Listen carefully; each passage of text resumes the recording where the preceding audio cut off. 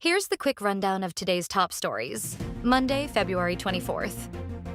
The Supreme Court may tackle on February 25th Vice President Duterte's petition against her impeachment.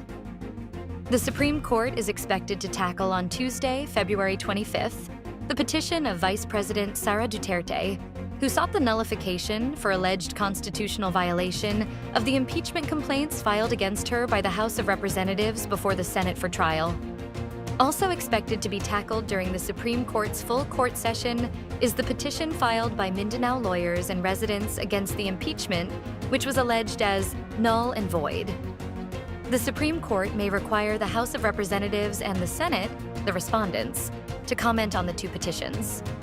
It may also consolidate the two petitions with the other petition which sought the immediate Senate trial of the verified impeachment complaints. The 6 major allegations contained in the 7 articles of impeachment against Duterte are conspiracy to assassinate President Marcos, malversation of 612.5 million pesos in confidential funds, bribery and corruption in Department of Education, unexplained wealth and failure to disclose assets, involvement in extrajudicial killings, also known as the Davao Death Squad, and destabilization, insurrection, and public disorder. Palace official states that the opposition is spreading lies to regain power.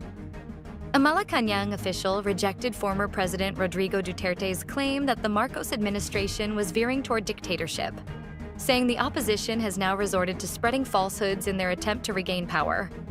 Presidential Communications Office Undersecretary and Palace Press Officer Claire Castro said this after Duterte, in an indignation rally in Mandaue City, Cebu, on February 22nd, alleged that the Marcos administration was leaning toward dictatorship.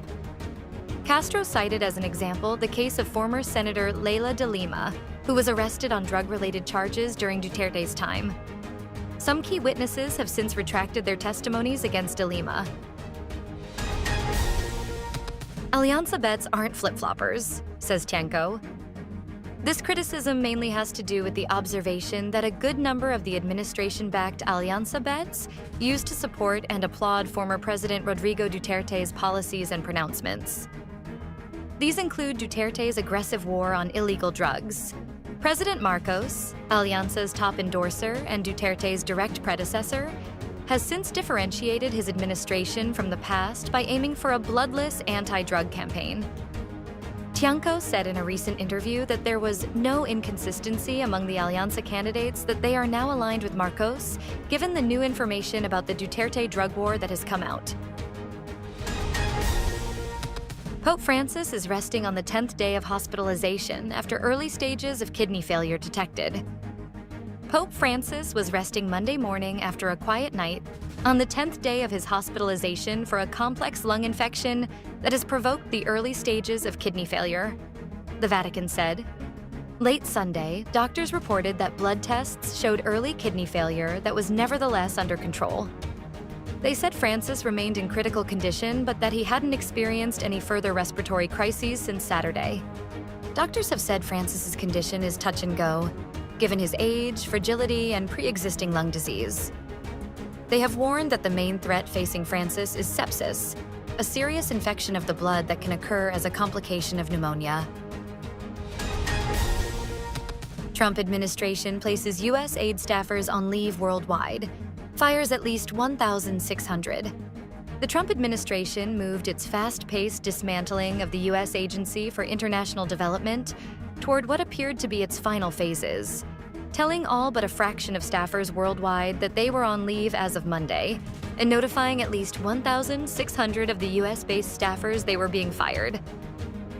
The move was the latest and one of the biggest steps in what President Donald Trump and cost-cutting ally Elon Musk say is their goal of gutting the 6-decade-old aid and development agency in a broader campaign to slash the size of the federal government. Stay updated with the latest news. Visit our website at www.mb.com.ph